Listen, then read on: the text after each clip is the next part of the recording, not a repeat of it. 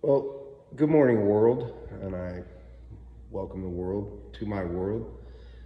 It's early here, real early, and I've been up since early. So if I don't look so good, you're just gonna have to live with it, okay?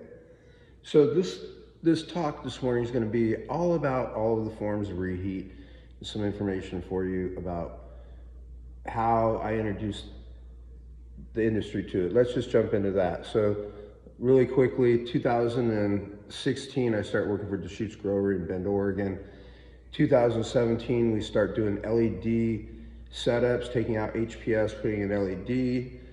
By 2018, the LED dehumidification dilemma is in full effect at Deschutes Growery, and they're asking me, how do we control humidity? Should we buy another dehumidifier? And I told them, no, you need another solution. I knew this because I came from the refrigeration industry, not black market hanging mini splits I got from the grocery store industry, okay? Refrigeration man, right, since 1984, yeah. The year Eddie Van Halen played the keyboard and David Lee Roth jumped. So Reheat itself was invented by Willis Carrier 120 years ago. It's currently 2024 if the math doesn't work for you, if you go and check it out, okay? So reheat dehumidification in its basic form of all the forms is simply, first we cool air to remove water from the air, and then secondly we have to add heat back in to the process so that we don't overcool or even cool the space if that's not what we're trying to do. So you see, if we just want to dehumidify any air, we have to cool the air below whatever the dew point is of the conditions that that air is currently at. Get it below dew point, water condenses. Condensation forms on surfaces. The water droplets collect, they run down, out the drain. Whatever the thing is dehumidified. The space, the place, the process, that's how dehumidification works. We have to cool air to dehumidify air. So the compressors in your air conditioning units today are the heart and soul of all dehumidification that's happening in your building, because they're also cooling the dehumidifiers, which are wasting a tremendous amount of energy by running dehumidifiers to then only have to run air conditioners to actually do the work that's needed to be done. That's a whole other thing. This is just to explain what are the forms of reheat. Let's get into them. Electric resistance reheat, the king of reheat dehumidification. Electric resistance reheat is simply where we use electric heating coils of some form in usually an air stream downstream of a cooling coil to reheat the air. It's the simplest, lowest cost way to get dehumidification results. And if you are somewhere that electricity isn't exorbitant, not overpriced, like there are states that people actually don't pay a lot of money for electricity, and in those states, electric resistance reheat is thriving. In places that electricity is expensive, people are still doing it because the cost of losing crops today far outweighs the cost of extra electricity to have superior results. So you're gonna have to understand something. Reheat dehumidified rooms are just flat out superior to rooms with dehumidifiers. Now I understand if you're running a whole facility or you've spent decades invested in these things, you don't want to hear that because that goes against what you believe. And I'm not here to try to go against your beliefs. I'm just here to explain to the whole world how this stuff works, okay? So dehumidifier rooms are always inferior to reheat rooms, facts. Why? Because dehumidifiers add heat to the space that we then have to cool. So it was a really, really bad joke played out on you guys for decades now by large companies who have only gotten larger thanks to your money. So electric resistance heaters in the airstream, simplest form, uses what some people would consider a lot of energy, but guess what? It's the only process that is 100% efficient. How is it 100% efficient? Because if you buy $1 of heat with electric heating coil, you get all $1 of heat. You get it all. There's no loss at all. So let's talk about some other forms of reheat. Hydronic reheat. Hydronic reheat will become the standard and the staple in the cannabis industry because it's attainable to everybody. And as you learn more about the other forms of reheat, you'll fall back and remember, oh yeah, he told me hydronic was simpler. And that's why hydronic will be the king of dehumidification in the coming time, because it can simply be applied to all systems that are out there. And more importantly, lower level skill set of people can do it. Okay, this isn't to knock plumbers, but plumbing is easier than refrigeration. And the other forms of reheat that we're going to talk about require a refrigeration man, whereas hydronic, you can use your standard run-of-the-mill HVAC dude and a plumber, his buddy, right? These guys work together all day long in construction. Some HVAC guys are plumbers, some plumbers are HVAC guys. So if you got a really good one, he can probably do all of it for you. So with hydronic reheat, that's simply where hydro, you know the word hydro, water's involved. So hydronic reheat is simply where we put heat from any form. There's many ways we can get this heat, and you'll see it come back again in the top level of reheat systems. But in hydronic heating, we just need to heat water, fluid, glycol, right? So it can be water, it can be glycol, it can be water and glycol. But we heat this fluid and then send this fluid to coils. This time it's a water coil instead of an electric coil. We pass warm, heated fluid that has to be balanced to the cooling to reheat this cooled air. And through each one of these processes that I'm explaining to you guys, there must be balance applied. You cannot add more or less heat than we took out with the evaporator. I'm pointing that way because the evaporator coil cools the air first, then the reheat coil reheats it second, and then the air goes into your room or the process, whatever we're doing.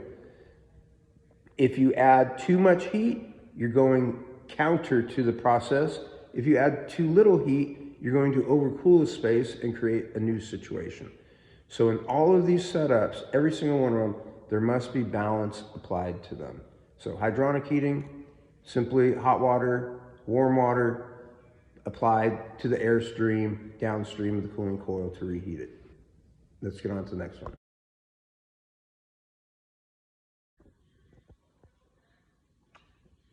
So this year, 2024, at the beginning of it, I purposely decided to introduce the world to these other forms of reheat because I and you, the world, had spent since 2020, when I started teaching other people how to do reheat, we had primarily focused on doing electric reheat because it's really simple, the whole low-hanging fruit type of thing, right? Everybody's got air handlers.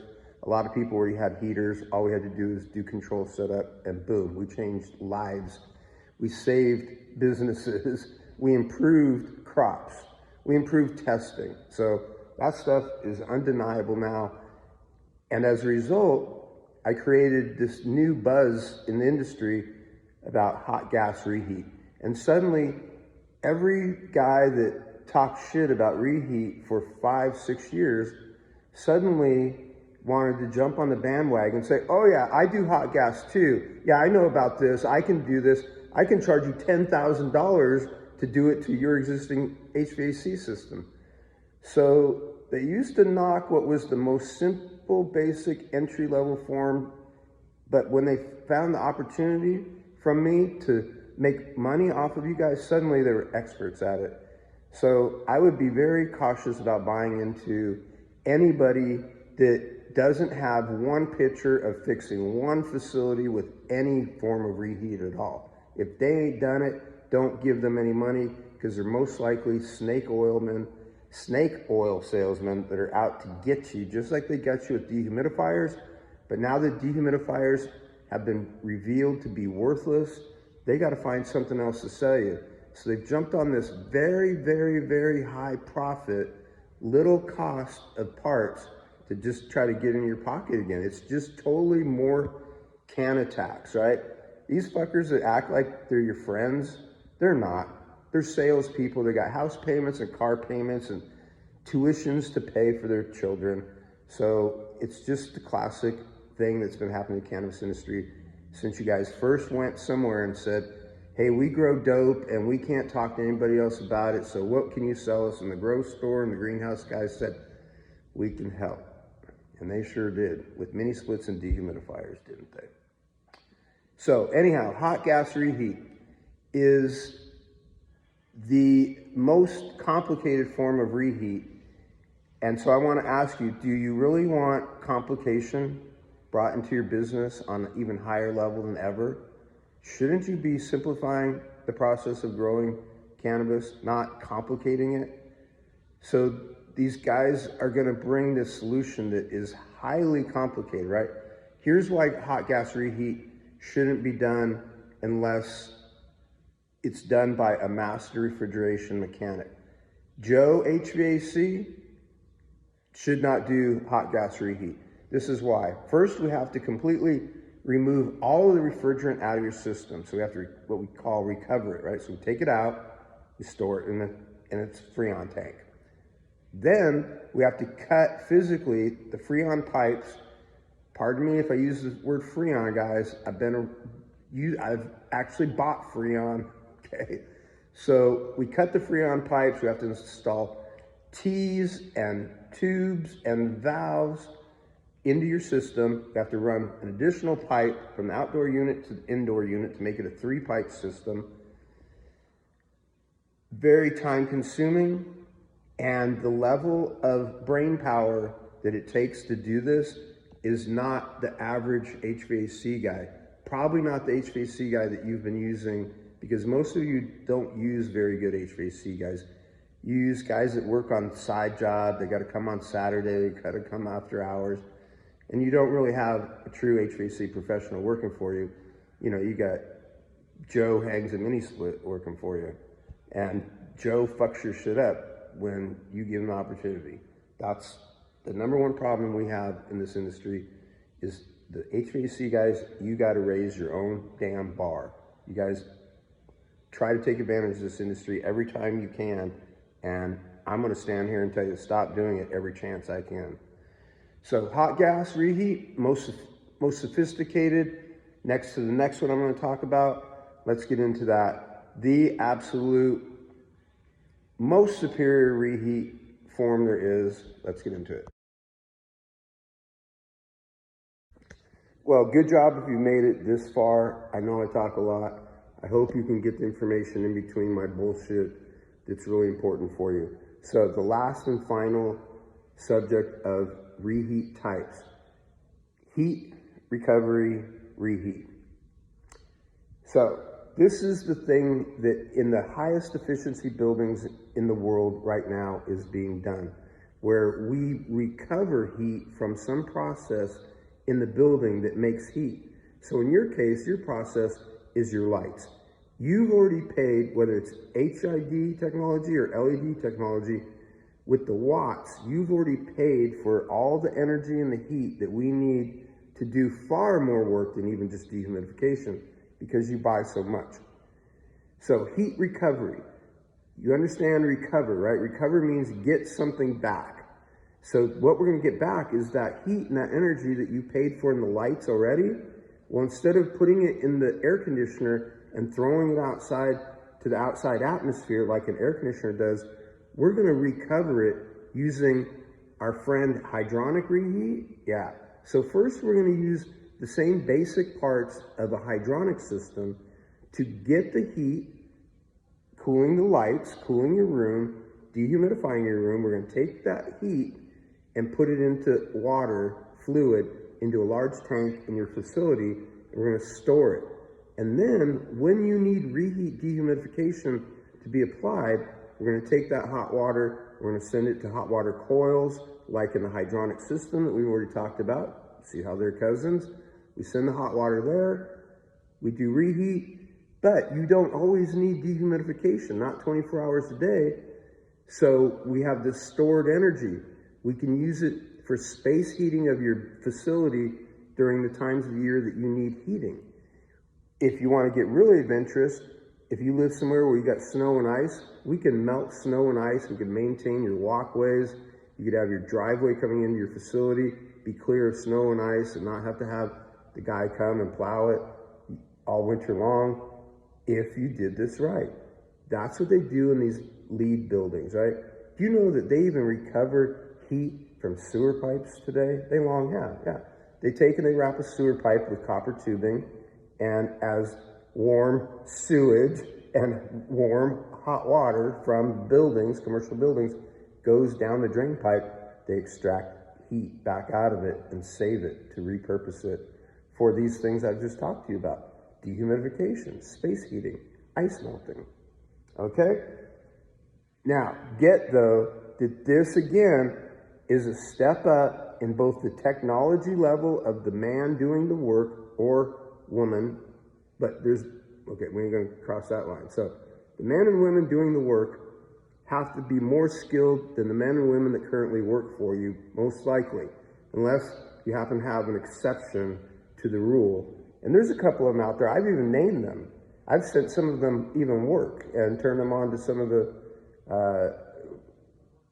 the known people in this cannabis circus that we're all participating in. So each one of these levels too, not only does it take a higher skilled technician, it takes a bigger checkbook, all right? And that's what you're gonna find, that in order to save energy, you've got to spend energy. So quit listening to the clowns, try to convince you that they've got this magic solution now and they're gonna bring reheat in hot gas form, because what they're not telling you is you're gonna have to write a very big check per each single system to do. So for example, to do electric resistance reheat, a heater costs $500, and people are now quoting you $10,000 to do the same thing. It's gonna take a long time for you to pay back $10,000 per unit. Just saying, be careful what you buy into. You guys already made a mistake for decades now of listening to dehumidifier companies trick you and deceive you into thinking that what they do even has efficiency involved. It never was efficient, because the moment you turn a dehumidifier on and it starts putting heat into your space, while it has a little trickle of water draining out of it, that heat that comes in your space, you have to pay your air conditioner to remove. So you have to actually pay twice with a dehumidifier, where when we do reheat setups on air conditioners, you pay one time. Whether you're paying for electric resistance, you're paying for natural gas in the hydronic system to heat water, or whether you're paying your compressor to run in the hot gas systems, in all of those, we only pay on demand as is needed. Where in the dehumidifier, because of how they work, it's a process that can never be satisfied. As you add more dehumidifiers, you have to add more air conditioning. And that is really key. Just keep that in mind. Once you see that you add so many dehumidifiers that you have to keep adding air conditioning, that's the sign, folks, right? The air conditioner was the answer all along. That's how I invented this reheat solution for the cannabis industry and brought it to you guys. Was I observed in the very first room that I created this system in, we had a 5-ton split system AC and one Quest 225 or 220, whatever that model is of the dual. And every night, the AC would shut off and the lights shut off, and all night long the dehumidifier would run. And all night long the room would be out of control, just like your rooms, right? Daytime, lights on, you don't do too bad. Why? because again, your air conditioner is running all day long, it's dehumidifying all day long. At night, it shuts off immediately. The plants haven't stopped living, they're still transpiring, but your main dehumidifier, your air conditioner, has shut off, and now you're relying on these heaters to run all night long and dehumidify. The problem is that Quest dehumidifier that I was talking about only has about a 2 horsepower compressor, where a 5-ton unit has a 5 horsepower compressor. And if you understand work and energy and how we do work, more horsepower does more work.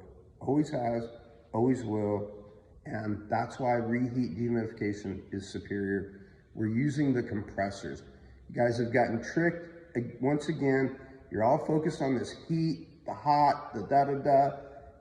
Dehumidification has nothing to do with heat. Dehumidification has everything to do with cooling and refrigeration process. The heat just completes the process so that we get neutral air, same temperature coming out as going in, but less dehumidified, less humidity in the air. Now, pardon me if there's any stumbling, mistakes, said it a little bit backwards, extra words in my videos. I don't edit this stuff. I record it, I post it, you learn from it. So take the time, learn from all of the work that I've done for this whole industry, beginning in, like I said, 2016, 17, when I first started creating vertical environment systems. And then that led to discovering, oh, LED dehumidification dilemma. This whole industry has a problem. I'm going to help them figure it out. Thanks for listening. Steve Landry, Canvas Mechanical, Vertical Environments, signing off. Thank you.